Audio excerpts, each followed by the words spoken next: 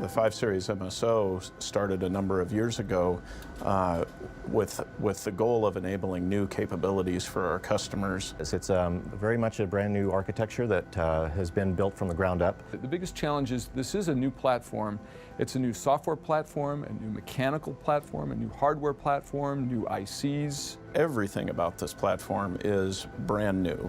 There's been a lot of new things for everyone to learn, but the biggest challenge is that all that new software and all that new hardware is being developed at the same time. There's a number of ways we can mitigate the challenge of bringing up the hardware and software at the same time. We've done a lot of simulation of the hardware in software, so we can write a lot of software simulation so that when the hardware eventually arrives, the software knows what to expect. It may not work perfectly, but we've done a lot of simulations, so we don't have to start from scratch. Lots of challenges. From a time-to-market standpoint, just the sheer amount of work that we had identified that we wanted to accomplish within the timeframes that we wanted to accomplish them was in itself quite a challenge. What's most exciting for our team about this chip is the high-fidelity portion of it. It's never been done before. We were integrating DSP engines into the chip. The algorithmic design was unique. We were able to attract top talent because when we sent out to the world that we were developing this, the people came from all over the world to say, we want to be part of this solution. And we were able to build the best team. And with that group of people, with our partners, we were able to deliver the highest fidelity chip that exists on this planet. So we put a lot of effort into making sure this is a very high resolution instrument. Going through with first upfront good design techniques, making sure that we had a low noise design to begin with, but then putting the final touches on with starting out with a lot of copper tape to prototype things. I think we went through about $300 worth of copper tape, but and then making sure we had something that was also manufacturable. We ended up with a very good low noise design in the end. We had several significant challenges. So one is, in looking at this display, while it's wonderful to provide a much larger display, 15.6-inch display, typically with a scope, what you'll find is about half of the face of the instrument is display and the other half is front panel. Well, on this instrument, we're about 85% of the face of the instrument is the display, which left a fairly small area over here for the front panel. And at the same time, we were also doubling the number of inputs.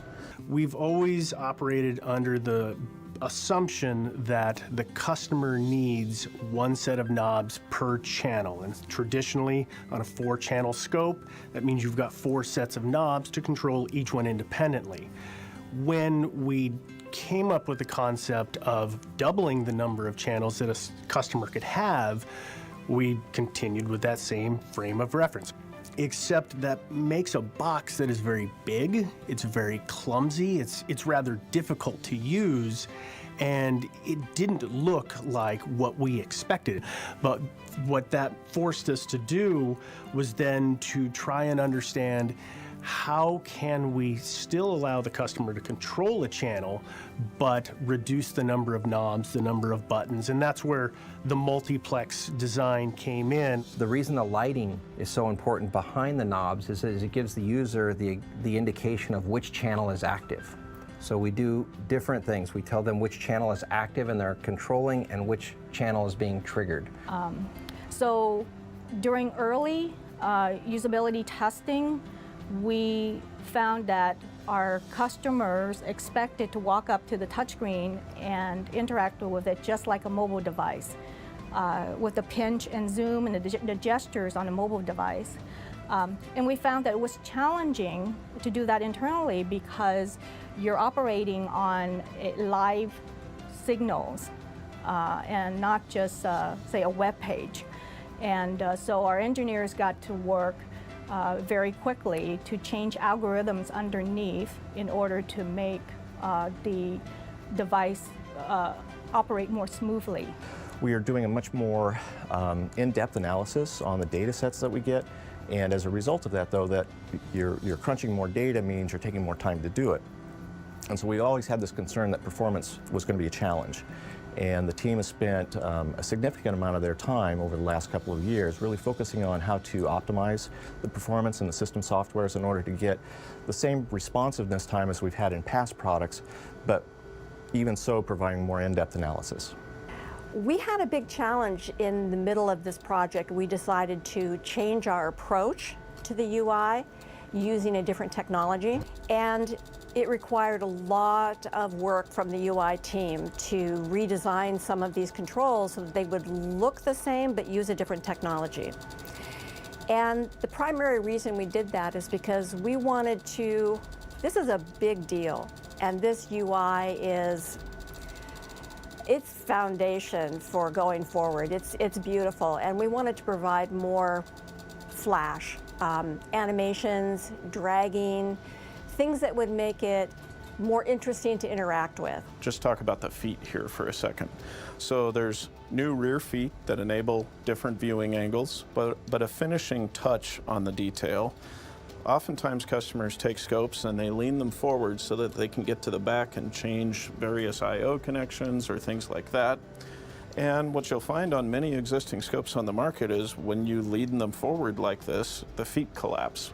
When the users were doing that, the scope would collapse over and over and over. And so that night, you know, we're kind of sitting there after doing all the user testing, and we're talking with the ID firm and marketing. We're saying we have to solve this problem. So we put some time into it. We came up with a weight-activated foot. And so, you know, when the instrument has a load on it, the foot will compress. And then as it compresses, it now locks and it won't actually roll forward anymore. We have a milestone that we